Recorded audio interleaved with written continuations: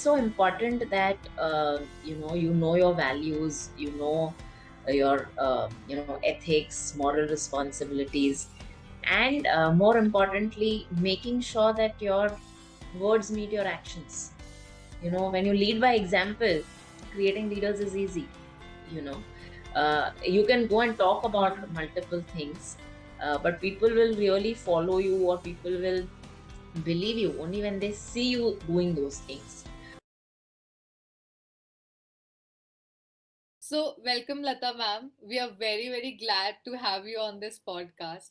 And before we get into the conversation, I would like to know a little more about your journey from being a CA, working in this industry from 20 plus years, to now being a partner at KPMG. So, how did everything happen? Thank you, Anshika, for this opportunity. I'm looking forward to this conversation. Uh, as far as my journey is concerned, I think it's been a dream journey, and I would say also a roller coaster ride, sort of.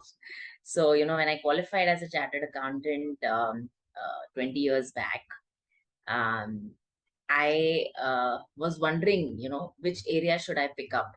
Uh, Even though there were only traditional areas of audit, tax, consultancy, financial management. Imagine just 4 or 5 areas, and still I was confused. And today, if you look at it, when people take up commerce or become chartered accountants, there are so many avenues to kind of explore. So what I did was I decided to join a mid-sized firm. It had 9 partners, called CNK Advisors, and I decided to work with all of them. I told them I want to do everything. I want to Wow. explore, which area of work excites me. And so I did everything, tax, consulting, audit. And that's when I figured that tax is something which is very exciting, very dynamic. Hmm. There's always something or the other happening in that field, whether it is the annual finance budgets or rulings or the number and types of taxes. There was direct tax and multiple indirect taxes, there was international tax.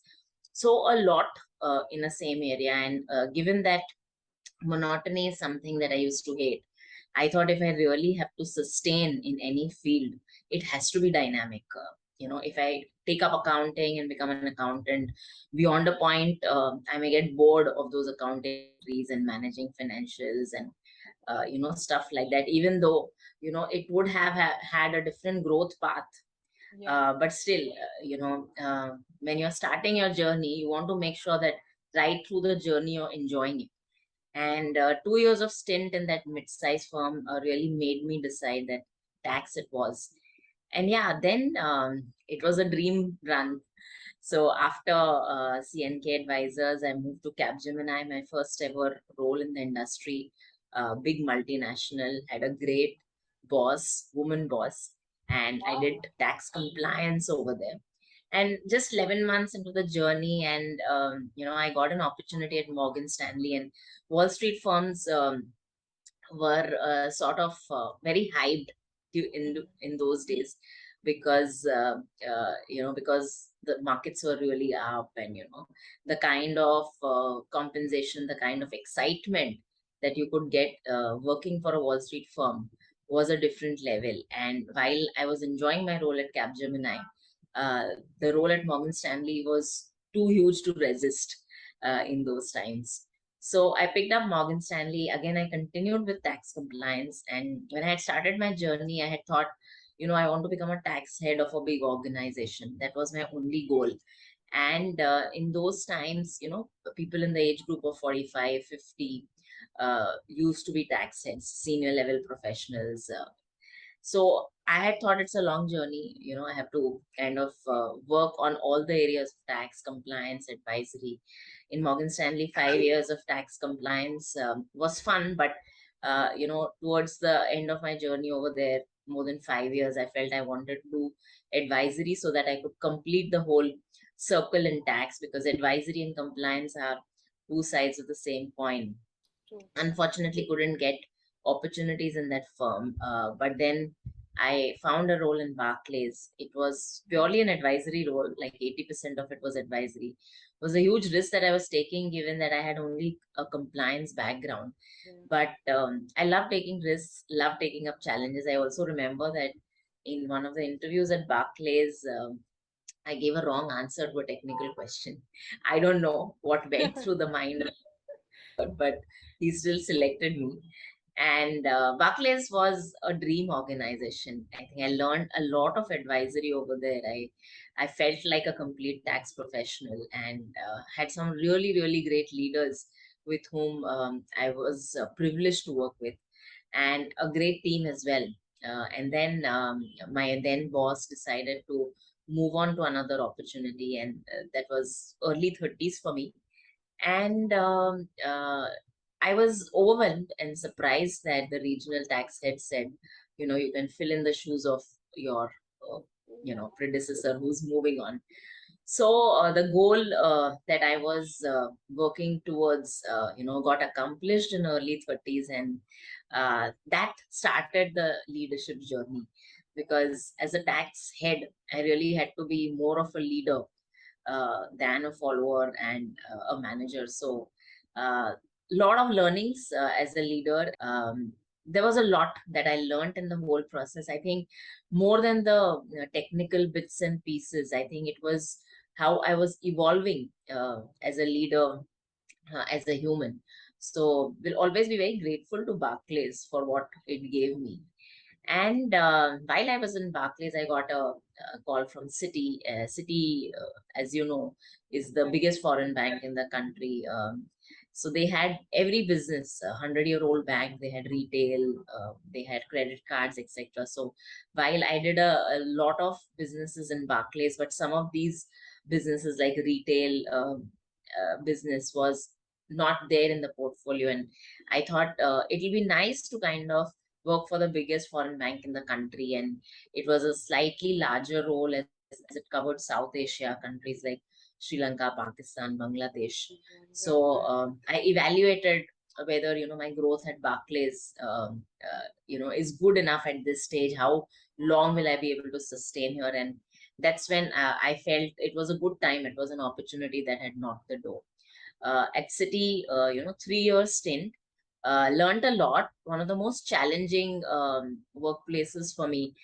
I've always been, someone who loves to contribute to causes. As I said, inclusion and diversity was one such cause. I've been mentoring a lot of people for more than a decade now, associated with many organizations, working with youth a lot. So when a Harvard batchmate introduced me to Young Volunteers organization, I was thrilled because during the pandemic, we didn't have much to do over the weekends, and I thought I would use that opportunity to contribute. And that's where I met a lot of startup investors, entrepreneurs, a different world altogether. Made some great friends in Viveo, where we continue to work together on variety of sustainable development causes. And that's where I met a startup investor, now a dear friend, who's also a founder of Everest Fleet. So just 2 years into Bank of America, I was having a dream run, but this friend of mine, he saw me work at Viveo, and we shared a lot of things that we want to do for ourselves in future. And I told him that the fact that I've done Harvard Business School, I want to go beyond tax. I want to be able to add value to businesses and not just restrict myself into a back end, a silo like tax. While it's a great function, I continue to enjoy it, but it still seems to be a very small portion of, say, a finance function, and the area of influence is very limited. So he offered me a role of a CEO at his company Everest Fleet, and that was kind of very overwhelming because from a back end tax head role to do a top job in a startup which was fairly established. I think it was or it was in a scaling phase, more than a startup, 5-year-old company. Right. And that still gave me a lot of confidence in terms of the fact that there is nothing that we can't do. There are a lot of things that are in our head. Those are all limiting beliefs, that I can't do a front end role, I can't talk to clients, I can't talk to investors, I can't sell a product, or I can't set a culture for an organization. And when you pick up that role, there are so many things that you have to do. There are so many things that you learn. And it was an extremely fulfilling journey. I'm saying it was because it just went on for 8 months. Some things didn't work out, and I realized that those 8 months still had given me a lot more than the last 20 years in tax. Wow. Um, yeah, and so I was thinking about my new role. For certain reason, that role didn't work out, and that's when a couple of my friends said that, what, you've done everything now. I think one thing that is remaining is consulting, and since you're now into a front end role of a CEO, I don't think you now fear selling or business development or client relationship management. And you have so much to offer based on your academic experience, based on your networks, and all that you've been doing over the last 20 years. Because while you may be in tax, you've done so much more beyond tax in various areas of every organization that you work for. And yeah, I think after the stint at Everest, I felt that I really could do anything. So I said I should explore the opportunity in the consulting world. And while I was, trying to figure out which one will be the best amongst the big four consulting firms, because I really wanted to work for one of them. It was my dream over the years. And I felt KPMG, has a very young team, heard of a great culture, have a lot of friends in the organization who have worked with me as service providers when I was their client in all of these organizations that I've worked for. So I felt that, it'll be great to go back to the tax world, but in a, very different avatar. This time to help businesses grow and, be a solution provider to them, do a consultant's role, and collaborate with businesses to take them to the next level. And I think that's one of the very critical or crucial aspects of a consulting role, where we actually help businesses in the bigger purpose of nation building, right? Yeah. So very, very exciting role. It's been just 2 weeks, but I can't tell you how much I'm enjoying working with friends in a great culture. There is so much more to do, working with so many people, and not restricting to one organization. I can, explore what is happening in many businesses and many industries, and play a little bit of a small role to help them grow better, help them add more value to the world. So yeah, that's been the journey so far.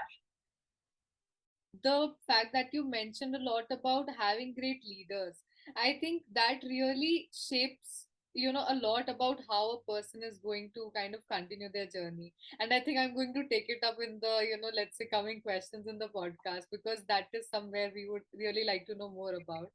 And yeah, really love to hear. It's been quite a journey for you, I think. So that's great. Coming to, so since your expertise is in finance, tax, and regulations, as you worked over the years in lot of different, let's say, levels and roles, and taken different level of responsibilities. So in that context, when it comes to SMEs, when it comes to, let's say, startups, what are the common mistakes, let's say, that you have observed them doing, or and what do you suggest them to, let's say, do or do not do to kind of make sure that they avoid getting into those, hiccups or challenges that may come up?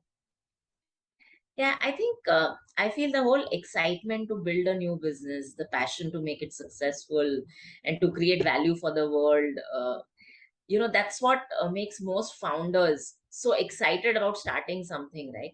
True. And their focus in those days when they start up something is so much on front ending the business, generating revenue, reducing costs.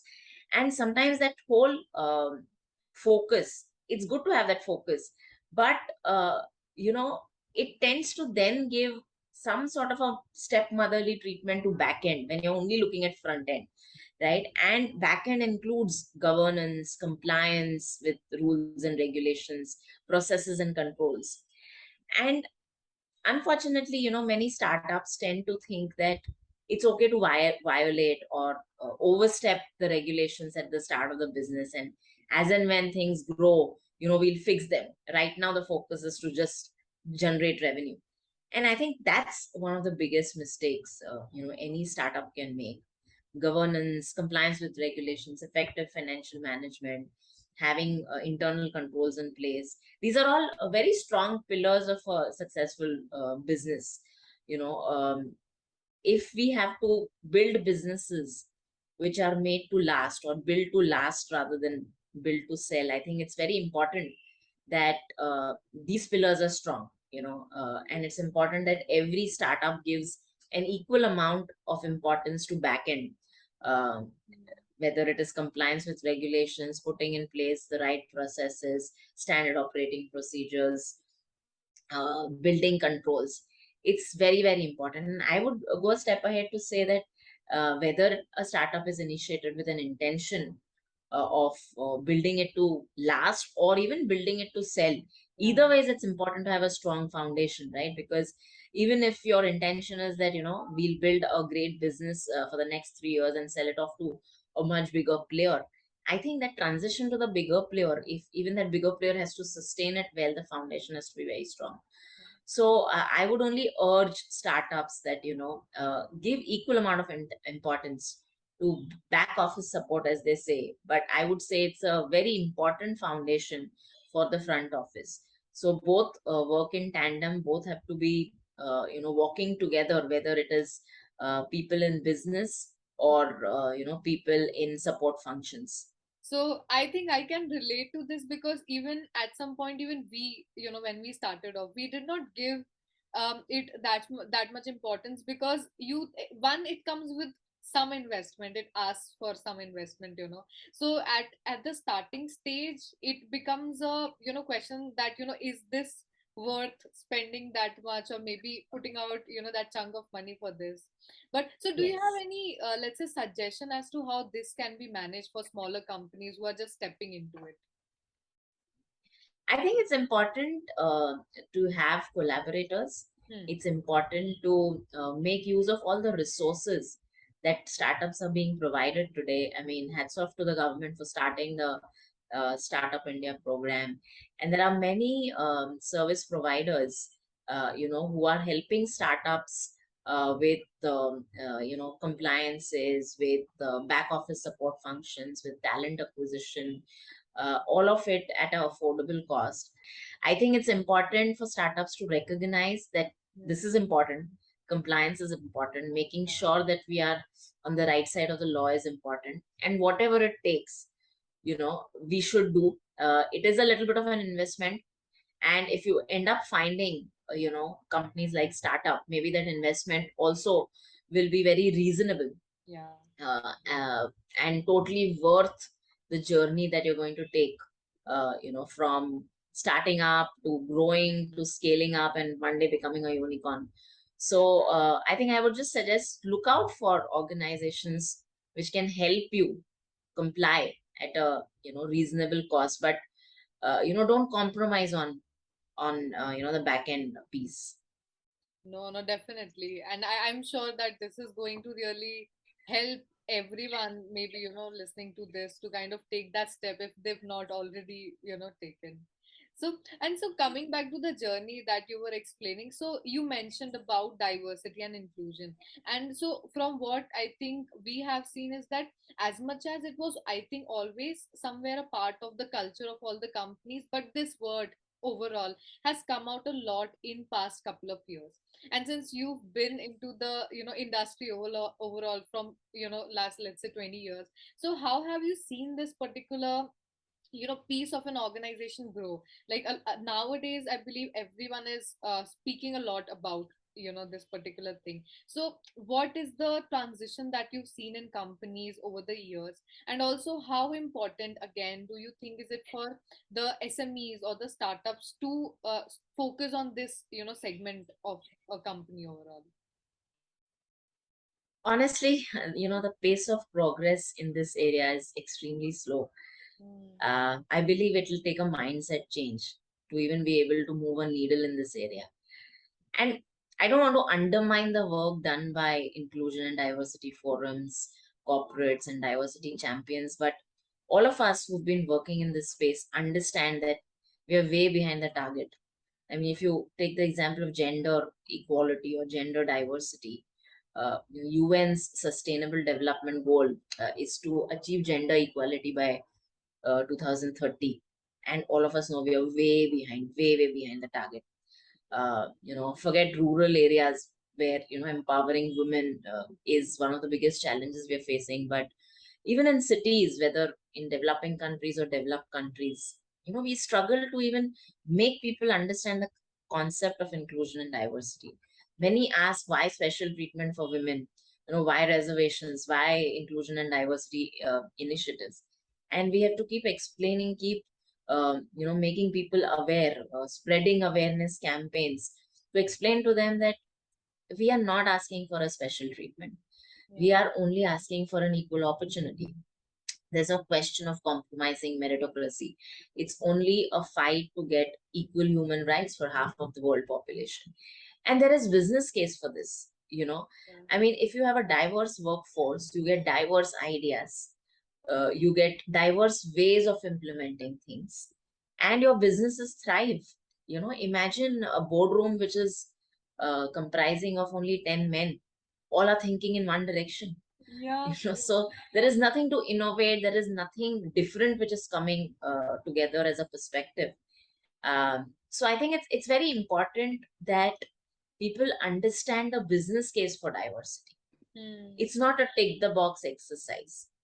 And while what you're saying is also right, it's been heartening to see more and more awareness campaigns and more corporates taking up this initiative, Yeah. and wanting to make inclusion an integral part of every organization. And whether it's gender, caste, ethnicity, sexual preferences, differently abled population, all deserve equal human rights, all deserve equal respect, all deserve equal opportunity to grow, in whichever field they are.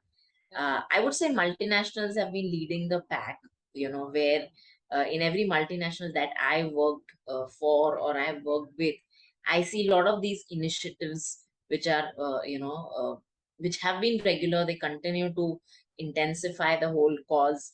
But yeah, it's been happening over the last few years to see a lot of Indian companies, including SMEs and startups, taking this cause very seriously.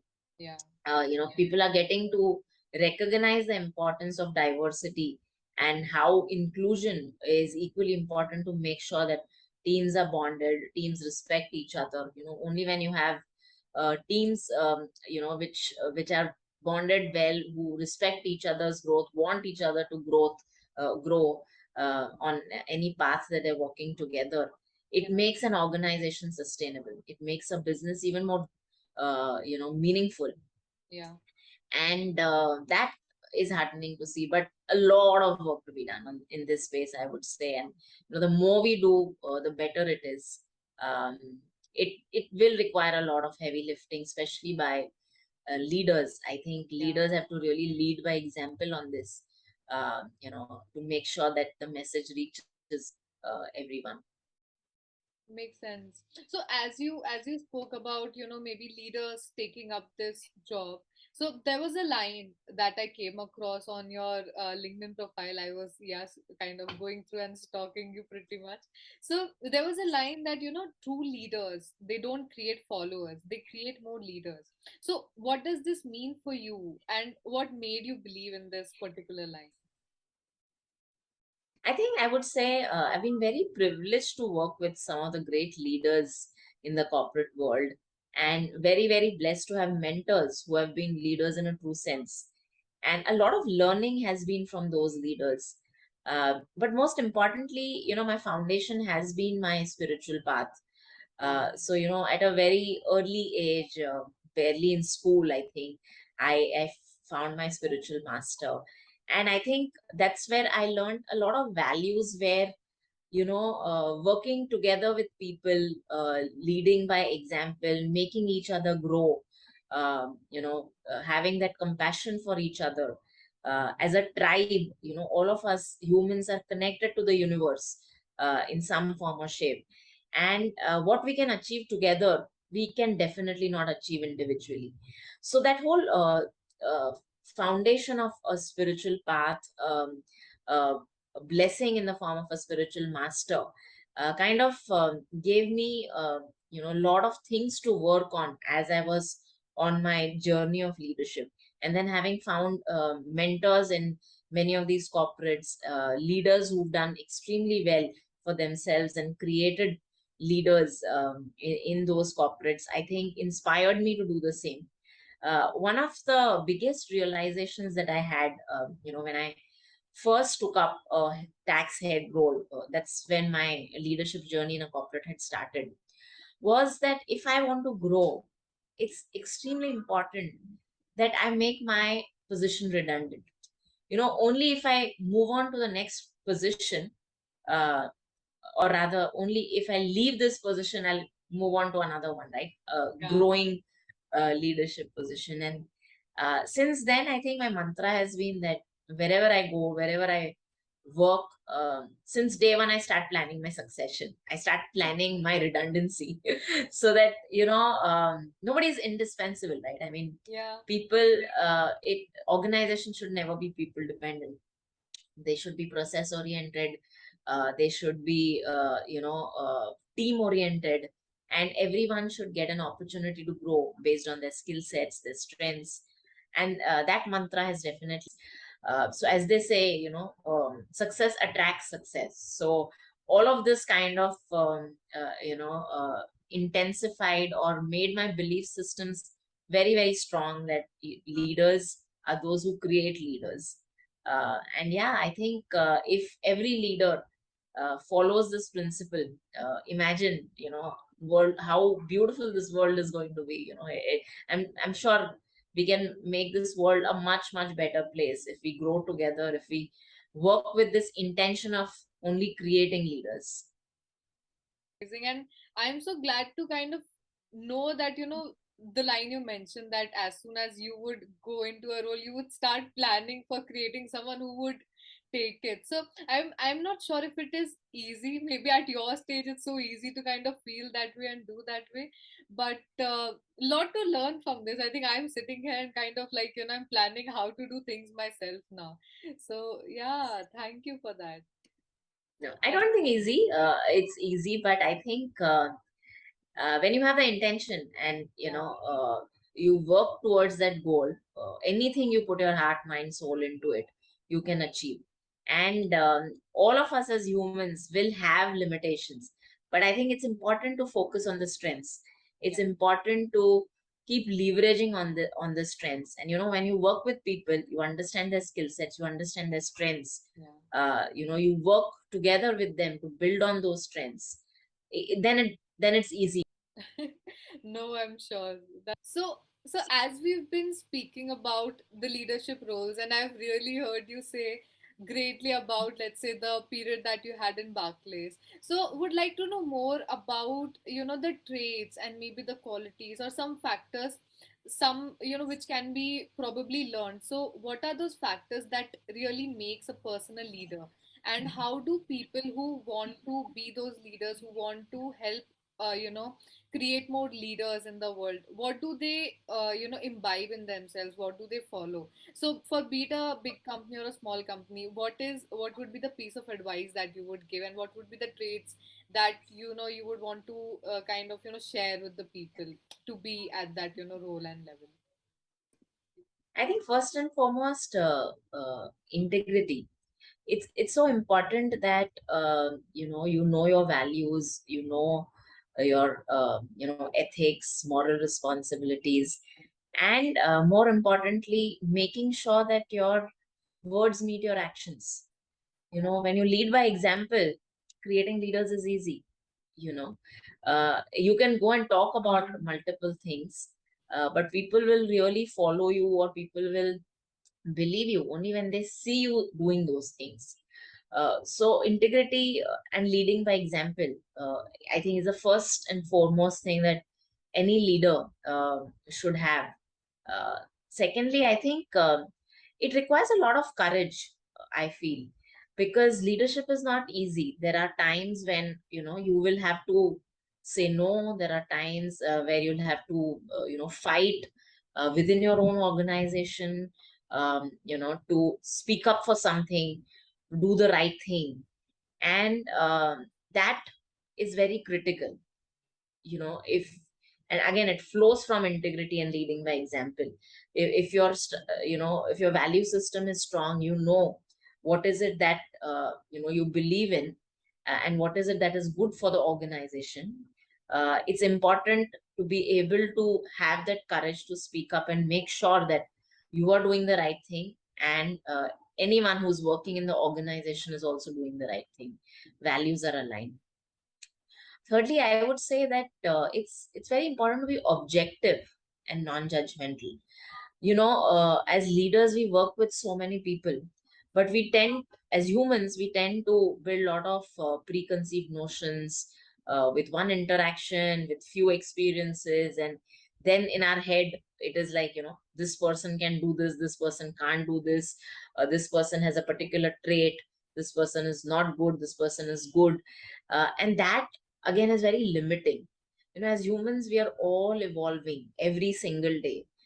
What Vanshika was yesterday, she is not the same Vanshika today. She's evolved, she's learning, she's getting better every day. And the same thing with Lata. What Lata was yesterday, today she is better, different, but for better. So I think if we believe that, it's as humans, if we are growing, then everybody else who we are working with, they are growing, they are evolving, whether in terms of personal growth, spiritual growth, leadership growth, everybody is evolving. So be very objective. Don't ever get into a conversation, into an interaction, into a relationship with preconceived notions. Don't be judgmental. Be very objective about every interaction without any baggage. And I think that helps you work with people, identify their strengths, appreciate their qualities, and encourage them and inspire them to leverage on those strengths. And lastly, I would say a whole lot of patience and perseverance. Yeah, you will fail, you will fall down, because failures, as they say, are pillars of success. Don't ever, fear failures. Embrace them, love them, because it's failures, it's challenges, it's adversities which make you grow, which make your growth meaningful. And they suggest movement, because if life was without failures, if it was a happy-go-lucky ride, it would be like a very boring movie if everybody Yeah. lived happily ever after, with no drama, no action, nothing to work towards, nothing to work for. So I love failures, I love challenges. I keep telling people, never limit your challenges, challenge your limits, because that's where growth is. If anyone is looking for growth, it's important to realize that challenges are important, adversities are important, falling down is important, making mistakes is very, very important, and enjoying the whole journey is equally important. Just make sure don't repeat the same mistakes. So yeah, I think that's what I would say. These are few traits which are non-negotiable and very important for any leader to work with an intention of creating more leaders. No, that I think that was a very crisp yet very whole message rather that So I would relate to that. When people become that perfectionist of sort, they would really fear failing. They cannot. They would everything has to be perfect, put into place, plan of action. But that doesn't happen. That doesn't let you grow. So I think Absolutely. that one line, I think that's a very important message, and I'm sure that it's going to really, really put things into perspective. And a lot of I believe a lot of times people don't realize, they know it, but they don't realize that they are maybe following that, not following that. So someone True. telling you that, you hearing it from someone, like I think I heard it from you right now, that really puts things into perspective.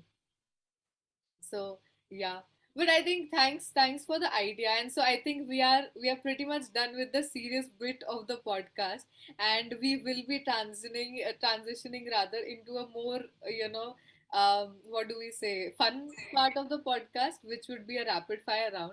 And before we start that, I would like to just take a heads up from you. So are you ready? Yeah, absolutely. Great. So the first question is, so what was that one idea or thought that you suddenly realized and it overall impacted you in a big way? The concept of Ubuntu. I am because we are. Wow, that's nice. That's nice. Okay. The second question is, so if given a chance, which superpower would you want for a day? Superpower to awaken people to the purpose of their lives. Mm, such beautiful answers. Okay. Okay. And so the last question would be, out of work, which is what is that one thing which you can never get bored of? Taking risks. Nice. That's a good one. That's a good one.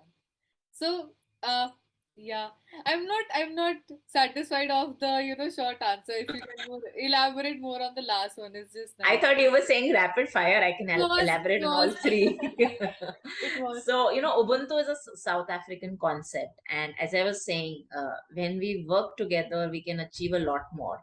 The whole definition of a team itself is together we can achieve more, right? So, that concept, really inspired and influenced by that concept, that the fact that I am, it is because we are. If you look at it right from your childhood, till today, there are so many people who've contributed to who you are, right? I mean, initially and in the middle and in the end, it's always God who's created Yeah. you. Then you have your parents who've shaped your future, who've been your first teachers. Then you find friends along the way. Some of them just remain with you throughout. Some of them come and go, but teach you so many things about life. And then, of course, there are masters, spiritual masters, mentors, teachers who again, have contributed to so much that you have imbibed in your life. So I think, and if you go to the lowest level, even when you are at home, for example, if you have a maid supporting you, if you have a driver supporting you, if you have people in the support staff in various ways, all of them are making your life so much more meaningful by giving their time, giving what they have to you, so that you live comfortably, so that you can focus on what your skill sets are, what your strengths are. Each and every person who touches your life, today Vanshika has touched my life in some way. And I would say it's very important for me to acknowledge that this is a learning I got out of this podcast, for example. So Yeah. I'm saying that, if everybody recognizes I am because all of us are, because we are, it's a very beautiful South African concept. And that idea is very, very powerful. If everybody knows that each one of us is made because of contributions of so many people around us, we will be filled with gratitude. And gratitude is a door to joy. Living a joyful life, creating joy for yourself and people in your life, I think it can be one of the biggest blessings anybody can have. So that was on the concept of Ubuntu.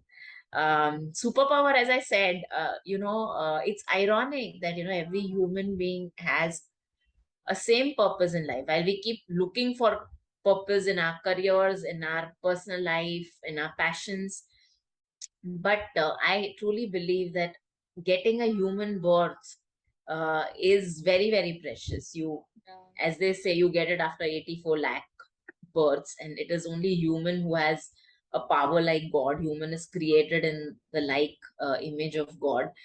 If each and every individual on this planet were to recognize that the purpose of this life Yeah. is to be one with God, to live a joyful life, to serve people, and out of that serving, get the biggest joy of your life. I would think everybody would have that superpower, to Yeah. kind of spread it across and be connected with the universe. So many people, but all, consolidated into one. Mm. Like God created one into many. All of those, people, when they come back and consolidate into God, it's oneness. And that oneness, I think, is a superpower. If I would get one superpower any one day, I would want to awaken everybody to this common purpose. True. Yeah, I think. And lastly, about risks, I think it's important that you, as I was saying, not fear failures, be ready to take calculated risks. As they say, the more the risks, the more the rewards, right? I mean, if I had stuck to one organization, if I would have been in a comfort zone, if I would not have tried roles which were beyond me at that point in time, I don't think I would have been where I am today. So, taking risks is very important because it helps you explore so many more facets of your own personality, so many more superpowers that you have within yourself. So I never get bored of taking risks. There are times when I'm criticized by some of my loved ones, my friends. Can't you just sit in one place and focus on what you're doing? Why do you want to kind of keep taking risks with your career, with the way you do things and all of that? And I feel that I never get bored of it. In spite of being criticized, sometimes failing, but every risk has given me a lot more to take back from. A lot of times we take risks even on friendships, right? I mean, we feel it goes very well for first year or two, and then things fall off. Lot many people will say, why be open to people? I mean, just have your own small little circle. Yeah. Otherwise, it's Yeah. so bad to have breakups of friendships, go through the emotional turmoil and all of that. But all of this, I think, only makes us stronger spiritually, True. because only when you go through ups and downs of your emotions, you recognize who you are truly, you get more closer to God. And when you take more risks and you go through these ups and downs, that's what makes you even more closer to the divine within you. So I love taking risks. I never get bored of it. That's amazing. That's amazing. I think so. Yeah. With this, I think we come to the end of our small rapid fire. And before we end the podcast, so I would ask you the last question, which is, so what's your advice, to young professionals and startups on do's and don'ts, both on the personal and the professional front? I think I would say, in terms of do's, just follow your heart. Yeah. Never ever force yourself to do things which you don't feel like doing. um, and and on the other hand also, if you're doing certain things, find joy in those things. Everything which is on the foundation of joy will make you successful, will make you happier in life. The happier you are, the more happiness you can create for others as well. So just find joy in whatever you do. It's extremely important. And as I said, explore collaborations. Don't work all by yourself. Yeah. Have more people in your team. Work together, create more communities. I think that kind of will make the journey even more joyful.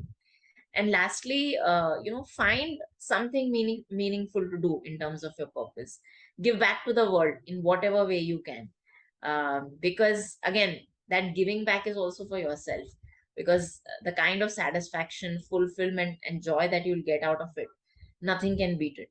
When you live your life to serve, it makes it very, very happy, meaningful, joyful. And that is why I say, startups, they should all have a purpose when they start. What value are they going to add to the world? It's very important to be purpose driven for businesses. No, that that I think that is going to really help everyone, I think, listening to this podcast. And there's been so many points I am taking as, takeaways, and I'm sure everyone is going to. So I can't wait for this one to come out, honestly. And let's see. So again, having said that, we've come to the end of this one. I hope we didn't, but yeah, thanks a lot for coming into this, taking a time, taking your time to be here, and it's been wonderful having you. So thank you so much. Thank you so much, Vanshika. Great opportunity. I really enjoyed the conversation. Likewise, likewise. Thank you so much again. Okay. Yeah. I hope you enjoyed this podcast thoroughly and it added value to you. Follow us to get information regarding all the upcoming podcasts. You may also reach out to us if you need help with AR/VR development or marketing services. Stay tuned and see you in the next podcast.